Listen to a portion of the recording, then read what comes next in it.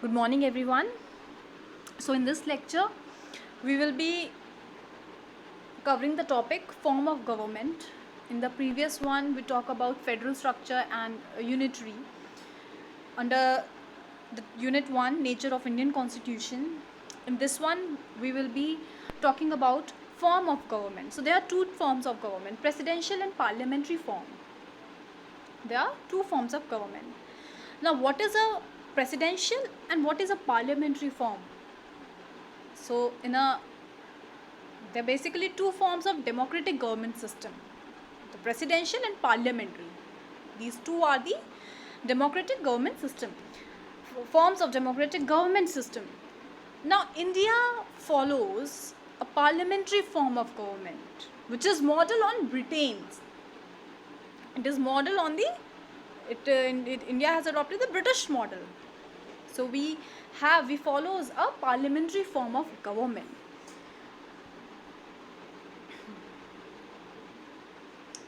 Now, apart from the parliamentary and presidential system, there can also be a hybrid system which incorporate both features of these system, presidential and parliamentary. Like, for example, France has a hybrid system. Now, the chief difference between these systems is the extent of power separation between the three bodies, that is the legislative, executive and judiciary. So, in this lecture, we will be discussing about the merits of a presidential system. Firstly, we'll understand what is a presidential system, and then parliamentary and its merit. Starting with presidential, see if you read it. In the presidential system, the three organs of government are independent of one another. So, there is an absence of close relationship between the executive and the legislature. Now, United States of America has a presidential form of government, but in parliamentary form of government, there is a very close relationship between executive and legislature. The UK has a parliamentary form of government, and in fact, constitution makers of India adopted the British model. So, in presidential system, the head of the government leads an executive. This is what the system have, that the head of the government leads an executive, and that head is distinct from the legislature. And head of the government and head of the state are one and the same. And one of the very important feature of this presidential system of government is that executive is not responsible to the legislature. So in India, we have a parliamentary form of government, both at the central and state level. The Indian system reflects all main feature of parliament government, the first point. Then second, the close relationship between the legislature and the executive. The responsibility of the executive to legislature, and the executive having a head of the state as nominal executive and a council of ministers headed by prime minister as real executive. So starting with the parliamentary, we'll start with parliamentary form of government, the features, and then we'll move to presidential. So first I explain you what is a presidential and parliament form of government. Let us look into the features of the parliamentary form of government. So India chose a parliamentary form of government. Why did they choose it? Because the constitution makers, they were greatly influenced by the system in England. So they choose this form.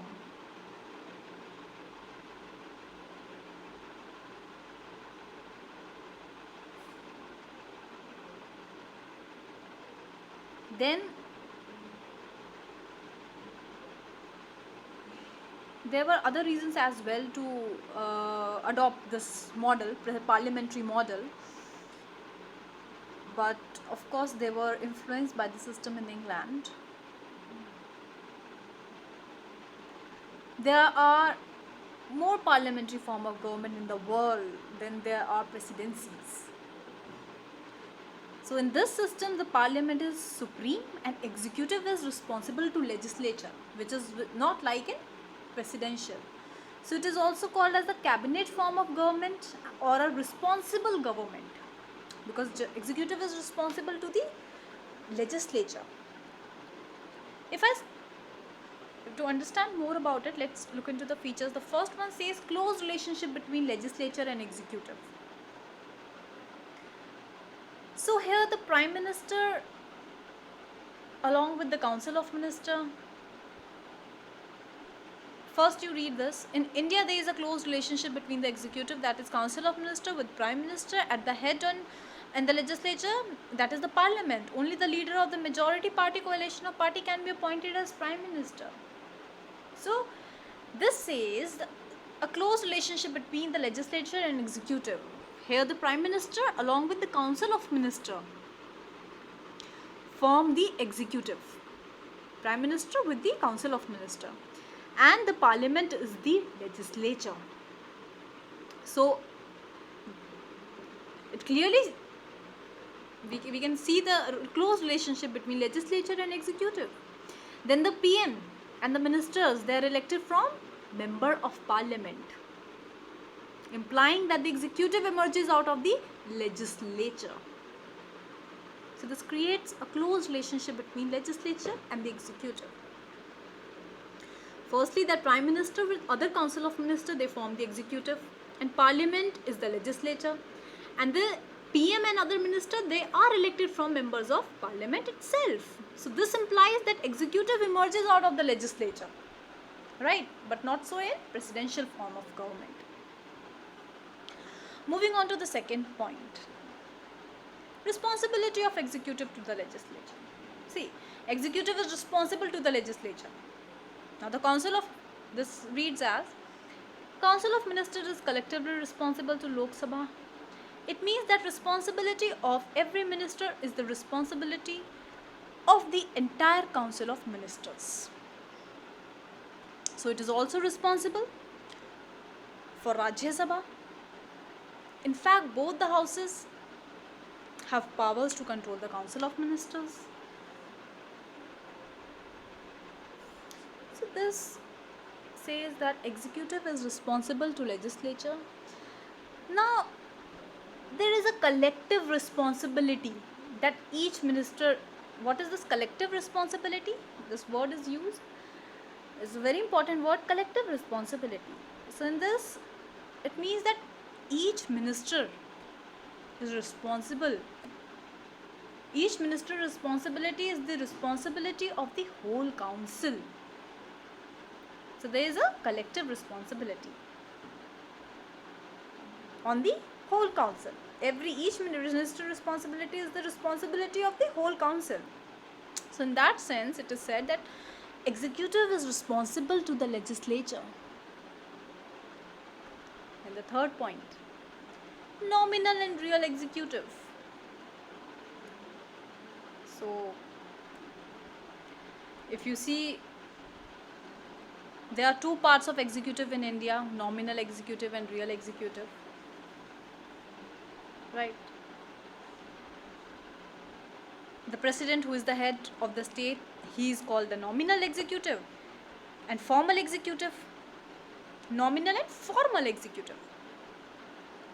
Theoretically, all the executive power, they are vested in the president according to the constitution, but in practice it is done by the Prime Minister and the Council of Ministers.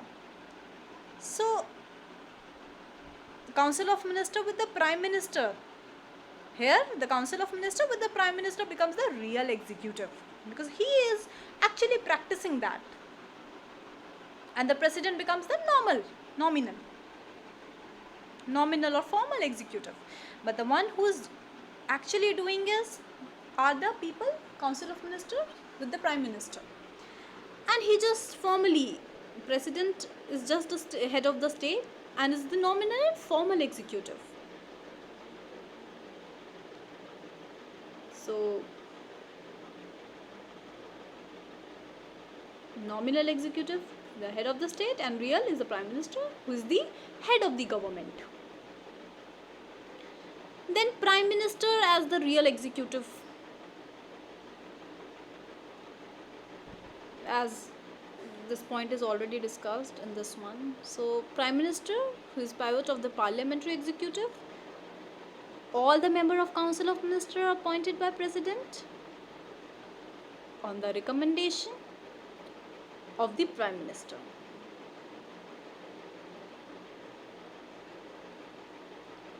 The allocation of portfolios among the ministers is prerogative of the Prime Minister. So the leader of this form of government is the Prime Minister, right? And he's the real executive. All the Council of Ministers are appointed by President only by the recommendation of the Prime Minister. So he is the real executive. These four are the essential feature of parliamentary system, which explains you firstly a close relationship between legislature and executive. Then executives are responsible to the legislature. Then there is a dual executive, that is a real executive and a nominal executive.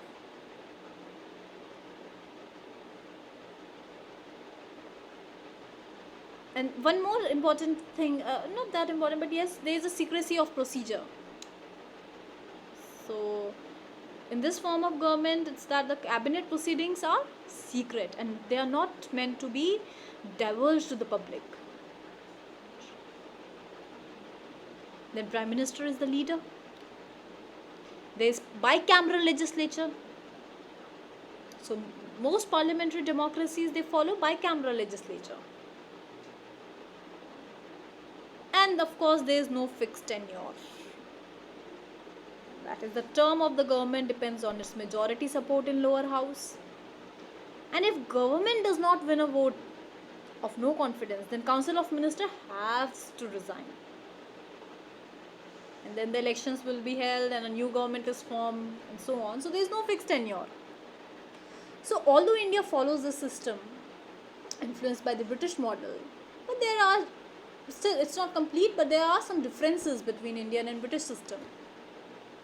So supposedly in India, PM can form either Rajya Sabha or Lok Sabha, but in Britain, PM always forms lower house, the House of Commons. And in Britain, the speaker once, if the speaker is appointed, formally resigns from his political party. In India, the speaker continues to be the member of the party, though he or she is expected to be impartial in the proceedings. Then the concept, so these are some differences, though we follow it, but there are some differences. Now moving on to some, I'll explain you about, so we are done with this parliamentary form, but I want to tell you about the advantages of this parliamentary system. See, there is a better coordination between executive and legislature. This comes under a merit. On the other hand, if a demerit has to be counted, then there is no separation of power. So first let's talk about the merits of parliamentary system. See, the executive, as the executive is a part of legislature in the parliamentary form, and generally majority of legislature support the government. So it is easier to pass laws and implement them. So there is a better coordination between the executive and legislature, as they are a part of, executives are a part of legislature. So it helps in that case that it becomes easy to pass a law and to even implement them. Then as the executive is responsible to legislature, they can vote it out in a motion of no confidence, and there is no authoritarianism. Unlike the presidential system, power is not concentrated in one hand. This means that authoritarianism means that the power is not concentrated in one hand. So it prevents the power to be concentrated in one. Then, of course, the government is responsible. The responsible government, member of this legislature, they can ask questions, discuss the matter of public interest, and they can put the pressure on the government. So parliament can check the activities of the executive. Then they also represent the diverse groups. In the parliamentary form of system, parliament offers representation to diverse groups of country. And this is important in a country like India. So representing diverse groups. Then there is a flexibility. The next very important feature is this system, there is a flexibility in this system. How? Now PM can be changed easily if needed. Right. Now let us, so in that sense this parliamentary form system of government is flexible. But on the other hand, when we are actually understanding the merits, be it that there is flexibility, there is a better coordination in executive and legislature, which helps to get the laws, it becomes easy to pass the laws and even to implement it, and it prevents, the power is not concentrated in one hand, the government is responsible, they also represent diverse groups. These are some merits of a parliamentary system. Having understood that, we should also see the demerits of parliamentary system, so as to compare the parliamentary and presidential system more better. So let us see the disadvantages of parliamentary system. First thing, what is the very basic and first important demerit of the system is that there is no strong separation of power. There is no genuine separation of power. Like, legislature cannot always hold the executive responsible, especially if the government has a good majority in house. Because of the anti-defection rules, legislature cannot exercise their free will and vote as per their understanding and their opinions. So they have to follow a party whip. Right?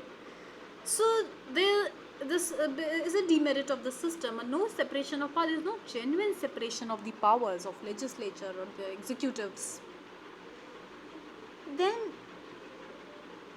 there are unqualified legislature. So this system creates legislature whose intention is to enter the executive only, and therefore they are largely unqualified to legislate. Then there is instability. Then there are ministers. The executive belong to the ruling party. So this rules out the hiring of industry expert for the job.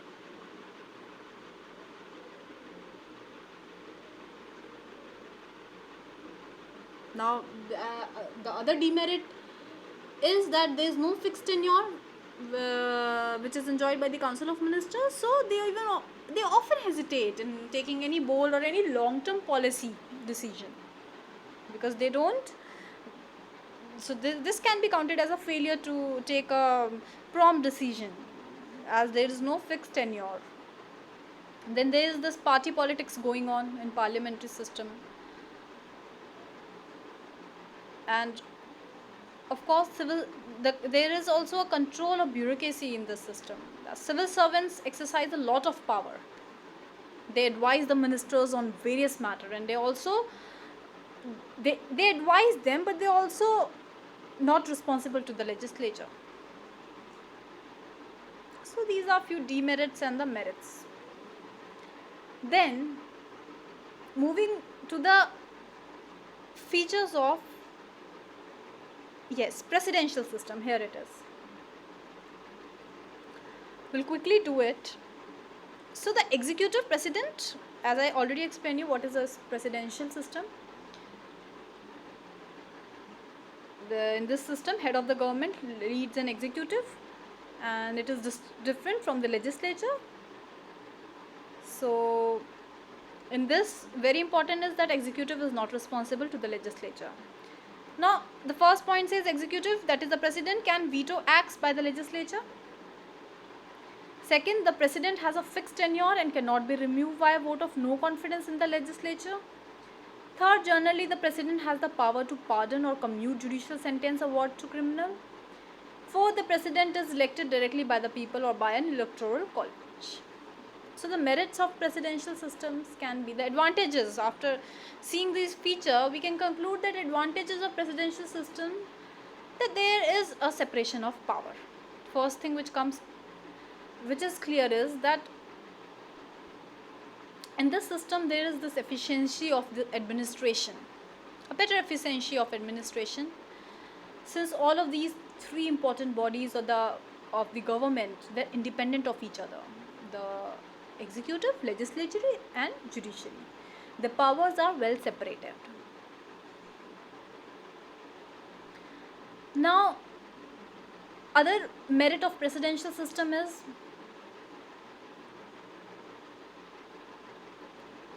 there is this expert government. That is, see, as the executive in this system, they does not need a legislature, so president can choose experts in various field uh, to see many department or the ministries. So the president can choose experts in from various field. So this is better, like it makes sure that only people who are capable and have the knowledge, they only form part of the government. So this we can say it's a kind of expert government, as executives need not be the legislature, they need not be the same, and so president have power to choose experts, and if there isn't will be an expert, so it will definitely, they will be more capable, they will be more knowledgeable, and they will form there will be at least more than that. So expert government can also be said in this system. Then there is the stability. This government is stable, as the term of president is fixed and it is not subject to the majority support in legislative. So that he need not worry about losing the game in this, in the, like losing this government. And there's also, he does not have the fear of fall of the government, there's no pressures. So it makes the person more convenient, and more, the person takes a decision well, they are more precise and without any political pressure. There's without any influence of the other party system. Political parties also do not, they attempt to dislodge the government, since the tenure is fixed. So everything is like more stable, unlike parliamentary. But then again, let us look into the demerits of the presidential system as well. So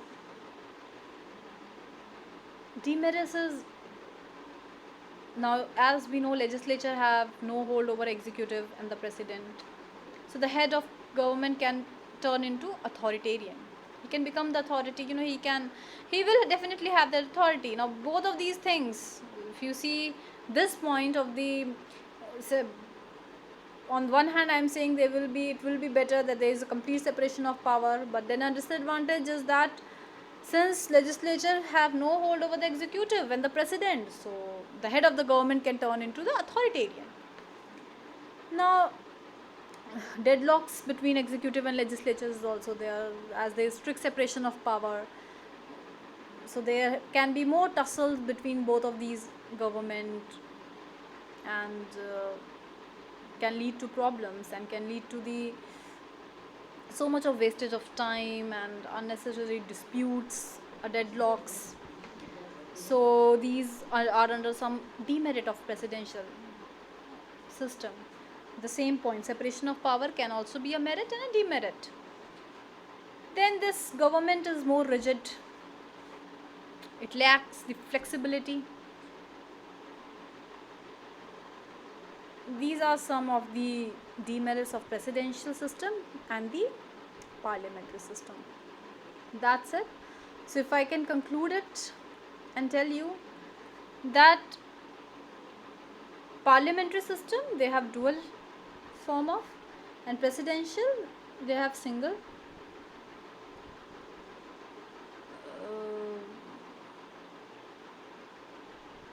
Now in parliamentary, executive is accountable to the legislature, and in presidential, executive are not accountable to a legislature.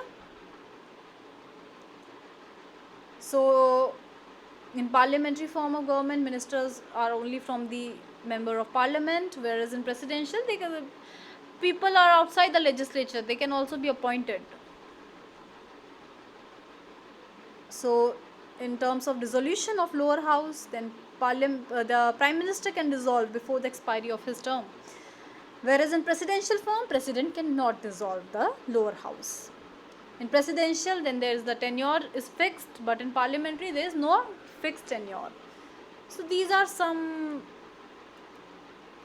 basic features, key features of the form of parliamentary and presidential form of government and all of that.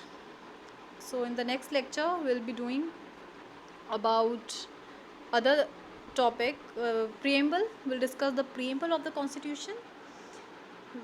We have covered the two topics, the federal structure and under nature of Indian constitution, and the federal and unitary structure and the forms of government. Both these four things are well. Thank you so much. Let us see in the next lecture. We'll be doing preamble of the constitution. Thank you.